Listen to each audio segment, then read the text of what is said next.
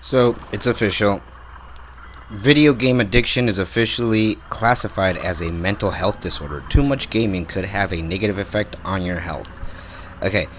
Um yes and no. They're doing a general categorization on this whole thing. Um Here's the thing. You can't just go and say it is an addiction and anybody who does this, blah blah blah, it's an addiction equal to nicotine and alcohol and drugs. Okay, as a person who's grown up playing video games their entire life, because I've been playing video games since I was 4, and this is actually my personal opinion. This is no professional opinion, or I don't have a doctorate or any kind of practicing license for psychology or anything like that, but I'll tell you right now is that yes, there is a problem with video game addiction, but it's not through just playing video games. It's something else that I've been warning people for a very long time that no one seems to be listening to me about. Not one single person, both random viewers or even my own subscribers. I keep saying it. MicroTransactions, Lootbox systems. I keep saying it. Those are problems. See, in the beginning there was never an issue about this. There were the issues of, our kids being badly influenced by video games, and this was, during the whole Columbine and, situations like that. And I don't care about bringing it up. It sounds controversial, but hey, this is the MAGA channel after all. This is the MAGA gamer. And I'm not afraid about talking the issues with anybody, because the more we talk about it, the better we can get. The more we can actually move on. So, when it comes to the whole argument of video game addiction, I already read the whole article, and I gotta tell you, it's very generalizing this whole scenario. They're basically saying that any game that comes out is an addiction, or that buying video games is an addiction. Here's the problem about that.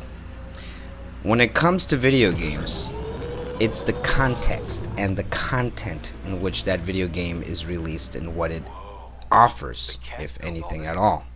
I already mentioned that video game companies and publishers and all these like Activision and EA and stuff like that, they're exploiting something that many of you still quite haven't gotten a grasp of, that a lot of you are way too proud to admit. Microtransactions, in-game currency, loot box systems. These are the things that lead to the addiction.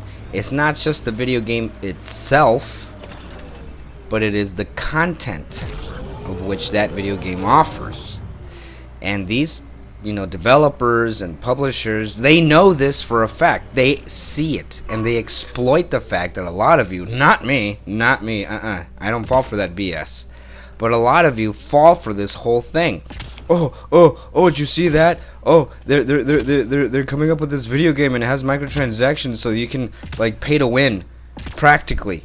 This is what these video games are. You got all the new Call of Duty games that come out with the Call of Duty points. You got Destiny with the currency that game has to offer. You have all of these video games that talk about spending real money on digital currency so that you could play the odds of getting that thing that you're hoping to acquire. That's the addiction. That you won't stop until you get that thing. Alright? You're not going to stop until you get that piece of armor. You're not going to stop until you get that skin for the gun. You're not going to stop until you get that outfit for your character. You're not going to stop. And most of the time, some video games do it through in-game currency, which is, like credits that you earn or resources that you find in order for you to, do that whole research and development shit in video games. Like, this is one of them. Mass Effect Andromeda has that same thing. But there's that option where you can either just wait to unlock it, wait to get it yourself on your own terms, or you can just go straight ahead and buy the damn thing immediately because you just don't want to work for it. Now, I kept warning all of you that this was going to happen. I kept telling all of you that this was going to be a problem. No one listened to me. Okay, no one listened to me. And I know that for a fact because that video that I talked about this stuff hasn't been shared. There's not a lot of viewers on it. There's not even any comments about the whole thing. The problem is not the video game here. And these so-called professionals, they don't know their ass from a toilet bowl. Okay? It's very easy to generalize. It's very easy to blame everything on everything. It's easy to just play the blame game. Oh, well, you see, here's the problem, is that video games are addictive.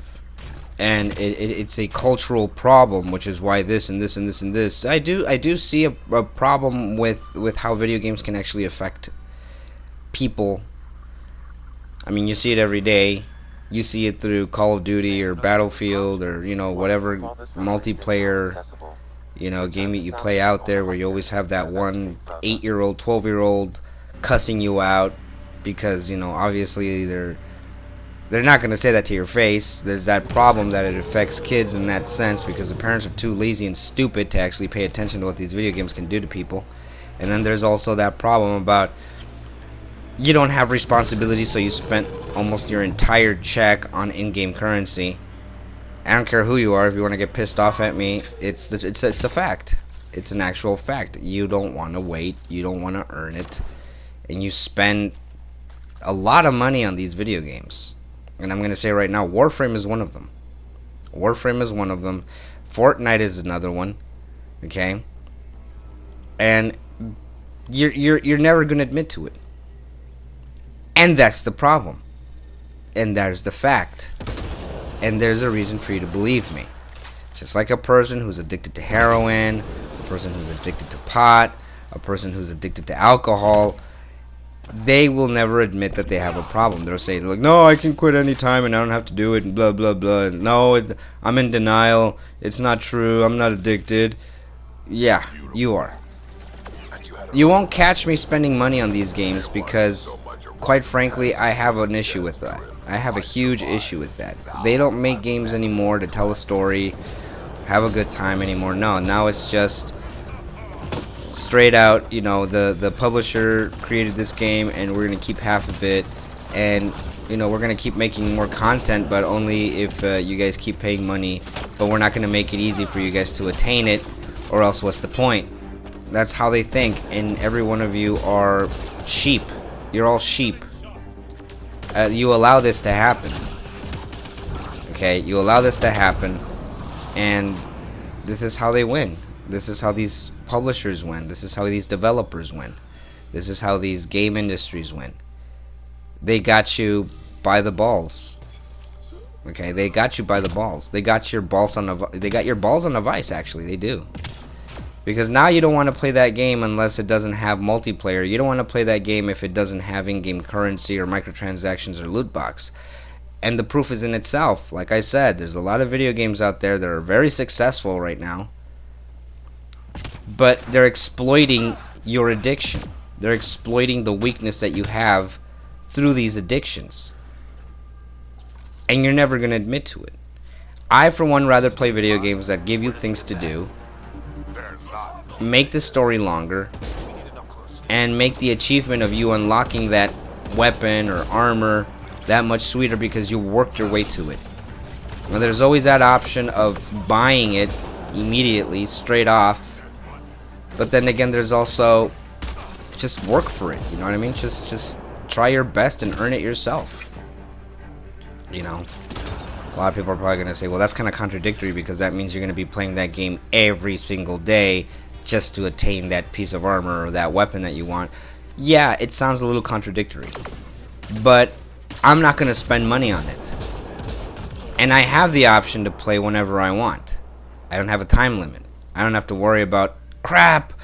I wonder if my online subscription to PlayStation Plus or Xbox Live or Xbox Gold, you know, I better get onto it because I only have like 30 days left. And if I don't, I won't be able to play online and unlock that sweet gear that I've been wanting. Or I won't be able to keep that stuff that I paid for because I no longer have a subscription, or I no longer have an internet connection. That's the exploitative right there. That's the exploitation. Those are your weaknesses, and I know that for a fact because I was almost the same way. Okay, I was almost the same way until I started realizing it. I was a huge Destiny fan, and I loved playing the crap out of that game, and I had a lot of friends who also played it. But to be honest with you, the addiction came also from the fact that you can't play that game if you don't have internet. And then they started doing microtransactions, and it just made things worse. Same goes with Warframe. Yeah, supposedly it's free to play and all this other stuff, but I kept saying to people, how free is it exactly if everything that you pay for is not really yours? It doesn't really belong to you. Because at any given moment, you can get kicked or banned from that game. You no longer have access to the stuff that you paid for, and you can't play the game unless you have internet. The same goes for all the other video games that require you to have a subscription to both Xbox Live or PlayStation Plus. I don't know about the PC community. Quite frankly, I could give a rat's ass about it. But this is the problem. This is the addiction that they should be concentrating on. Fortunately, there's now places that are now accepting the fact that in-game currency and microtransactions and loot box systems are considered to be gambling. There's a bill going around or some shit like that, and I'll get to that some other time. But the addiction is not just the video game. They should not generalize in that sense, because we've all played video games at a young age, and we weren't constantly in front of the TV screen grinding our butts off just to get whatever it is that was really sweet and looked really cool and offered a lot of cool effects or whatever. A lot of people like playing video games because it was a story to tell, because it had a campaign, it had a purpose. Now all video games are battle royales, multiplayer, and loot box systems. And if you want to get that stuff even quicker, you have to pay money in order for you to get in-game currency, which is no guarantee for you to get whatever it is you want. So that's my take on the entire argument of video game addiction. I hope you enjoyed it. Please leave a like, leave a comment, tell me what you think about this whole accusation of video game addiction, and we'll see what happens after that. So until then, this was your Mega Gamer out.